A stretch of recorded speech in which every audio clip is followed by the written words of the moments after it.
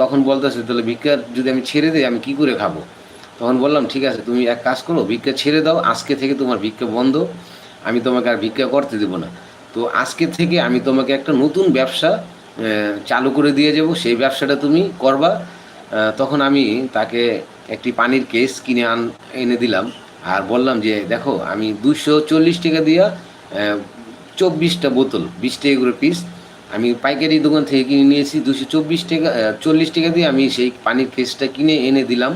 আর বললাম যে এই পানিগুলো তুমি যদি বিক্রি করো, এখানে 24 পিস পানি আছে, 24 পিস পানি তুমি হয়তো 2-4 ঘন্টার যদি বিক্রি করতে পারবা, তখন তোমার 240 টাকা থেকে 250 টাকা লাভ হবে। তা এখন তুমি বলো একদিনে তুমি 2-3 কেস পানি বিক্রি করতে পারবে না? তখন মেয়েটা বুঝতে পারছে, কারণ সে ওরকম তার জ্ঞান বুদ্ধি হয়েছে। তখন বলল যে হ্যাঁ আঙ্কেল আমি তো 2-3 কেস বিক্রি করতে পারবো যদি আল্লাহ চায়। তখন বললাম হ্যাঁ